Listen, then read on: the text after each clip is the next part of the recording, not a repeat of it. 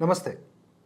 Washington post కుట్ర, మోదీ అదానీ హిజాబ్ వెనుక బీహార్ ఎన్నికల కథ ఇప్పుడు ఒకసారి చూద్దాం. ముందు మాట అలాగే వీడియో ఎండింగ్ మాట ఒకటే. భారతదేశమా జాగ్రత్త పడు. సరిగ్గా బీహార్ ఎన్నికల వేళ వాషింగ్టన్ పోస్ట్ ఒక బాంబు పేల్చింది. అది పేలిందా పేలలేదా మీరే డిసైడ్ చేయండి.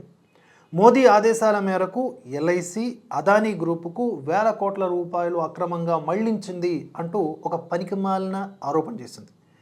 ఇది పచ్చి అబద్ధపు ప్రచారం. తమ పెట్టుబడులు పూర్తిగా పారదర్శకంగా నియమానుసారంగా ఉన్నాయని చెప్పేసి ఈ వాషింగ్టన్ పోస్ట్ ఆరోపణలు అసత్యము నిరాధారం అని చెప్పేసి ఎల్ఐసి తిప్పికొట్టింది. ఇది ఒక ఎన్నికల కుట్రలాగా వాసన కొడుతోంది. ఈ కుట్ర వెనుక ఉన్నటువంటి క్రోనాలజీని ఒకసారి తెలుసుకుందాం. బీజేపీ ఆపరేషన్ సింధూర్తో ఉగ్రవాదాన్ని అణచివేసి దేశంలో ప్రజాదరణ పొందుతున్న సమయంలో వాషింగ్టన్ పోస్ట్ తెరపైకి వచ్చింది. మోదీ కనుసైగతో ఎల్ఐసి రహస్యంగా అదానీకి వేల కోట్ల రూపాయలు ఇచ్చింది అంటూ అజెండా ఆధారిత కథనం ఒకటి అల్లింది. మే 2025 నాటి మాట ఒకసారి చూస్తే ఎల్ఐసి అదానీ పోర్ట్స్లో తెలివిగా $570 మిలియన్ రూపాయల పెట్టుబడి పెట్టింది. ఇది అత్యధిక రేటింగ్ ఉన్న సంస్థ. అప్పటి నుంచి ఆ షేర్ 59% పెరిగింది. ఎల్ఐసి మొత్తం పెట్టుబడుల్లో అదానీకి కేటాయించినటువంటి మొత్తం చూసుకుంటే 1% లోపే. ఇందులో రహస్య ప్రణాళికలేమీ లేవు, మోదీ నుంచి మెమోలు లేవు, కేవలం పక్కాగా వ్యాపార నిర్ణయం. ఏ ఫినాన్స్ కంపెనీ అయినా సరే ఒక దగ్గర డబ్బులు తీసుకొని మరో చోట ఇన్వెస్ట్ చేయడమే కదా డ్యూటీ అనేది. దీన్ని కూడా బూచిలాగా చూపించి జనాలను ఏదో చేయాలి, మ్యానిపులేట్ చేయాలి అనుకుంటే ఎలాగా? ఇక్కడ ఈ వాషింగ్టన్ పోస్ట్ అనేది సాధారణ డాక్యుమెంట్లను కుట్రగా మార్చేసింది.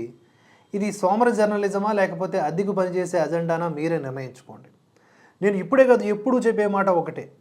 ఈ New York Times, Washington Post, Al Jazeera లేకపోతే బిల్బిత్రి ఏదైనా కావచ్చబ్బా, గ్లోబల్ టైమ్స్, ఈ విదేశీ మీడియా కంపెనీ హౌసెస్ ఏవైతే ఉన్నాయో వీటి ద్వారా వచ్చే కథనాల్ని డైరెక్ట్గా యాజ్ ఇట్ ఈజ్గా ఇక్కడ ఉన్నటువంటి మీడియా హౌసెస్ ఏమన్నా సరే ప్రచారం చేసేసాయి అనుకోండి, వాటిని ఇంకా మసిపూసి మారేడుగా చేసాయి అనుకోండి, దాని అర్థం ఈ విదేశీ శక్తులకు వీళ్ళందరూ కూడా తొత్తులు. 0.001% మాత్రమే అక్యురసీ ఉంటుంది. భారత్కు వ్యతిరేకంగా ఉన్న దేశాలు, ఆయా దేశాలు అభివృద్ధి చెందాలని పెట్టుకున్న మీడియా కంపెనీలు మన దేశానికి అనుకూలంగా ఎప్పుడన్నా వార్తలు రాస్తాయా? రాయవు కదా, ప్రతికూలంగానే రాస్తాయి కదా.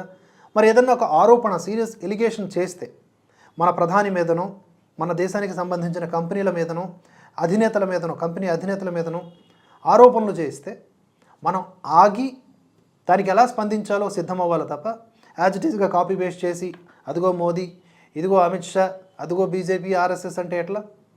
కరెక్ట్ కాదు కదా. అందుకని ఈ విషపు క్రీడలో మనం బలి కాకుండా ఉండాలంటే వీళ్ళని ఎండగట్టడమే పనిగా పెట్టుకోవాలి. ఈ వాషింగ్టన్ పోస్ట్ కథనం సహరచయిత ఎవరైతే ఉన్నాడో రవి నాయర్, ఇతని గురించి మనం మాట్లాడుకోవాలి. ఇతని చీకటి చరిత్ర కొంతమంది నాయకుల జాబితా కంటే పెద్దది. ఇతను ఎప్పుడూ కూడా భారత వ్యతిరేక అజెండాని నెత్తిన మోసేవాడు అన్న ఆరోపణలు కలిగి ఉన్నాడు. అలాగే కాంగ్రెస్ పార్టీని ఎక్కువగా ఇష్టపడేవాడు, ఇంకా చెప్పాలంటే భజనపరుడు. అదానీ పరువు నష్టం కేసులో డిపెండెంట్, పాత అబద్ధాలను రీసైకిల్ చేసేటటువంటి వాటిల్లో మంచి నిష్ణాతుడు. ఫ్రంట్ లైన్లో అల్లర్ల నుంచి సోషల్ మీడియాలో తుఫానుల వరకు అబద్ధాలతోనే ఇతను తన కెరీర్ని నిర్మించుకున్నాడు అని చాలామంది ఆరోపిస్తారు. ఎక్స్లో ఇతని అబద్ధాలు ఇప్పటికే చిత్తు అయిపోయాయి. వాషింగ్టన్ పోస్ట్ ఒకటే కాదు, గుర్తుందా, గతంలో హిండెన్బర్గ్ అదానీ సర్కస్ కూడా చేసింది. చివరికి అదంతా కూడా ఉత్తిదే అని తేలిపోయింది. ఇప్పుడు ఆ హిండెన్బర్గ్ అడ్రస్లే లేవు. పాశ్చాత్య మీడియాకు భారతదేశాన్ని అక్రమాల కోపంగా చూపించడమే ఇష్టం. మన దేశ ఆర్థిక వ్యవస్థ దూసుకుపోతున్నా వారికి కనబడదు. ఇది రిపోర్టింగ్ కాదు, పాలనను అంటే ప్రస్తుత పాలకుల్ని మార్చేయాలని చెప్పేసి ఒక కుతంత్రాలతో కూడుకున్నటువంటి కథనాలు. కానీ భారతీయులు ఇకపై ఇవి నమ్మడం లేదు. మోదీ ఉగ్రవాదంపై తీసుకున్న నిర్ణయాత్మక చర్య ఆపరేషన్ సింధూర్కు దేశం యావత్తూ జైకొడుతున్న సంగతి తెలిసిందే. ఇది వామపక్ష లాబీకి చెమటలు పట్టించిన విషయం. బీహార్ ఎన్నికలు దగ్గర పడుతూ ఉండగా, బీజేపీ జోరులో ఉండగా విపక్షాలు ప్రచారం చేయడానికి ఇంకేమీ మిగలలేదు. ఏ అస్త్రము మిగలకపోవడంతో వామపక్షాలు ఈ వాషింగ్టన్ పోస్ట్ చెత్తను పట్టుకున్నాయి.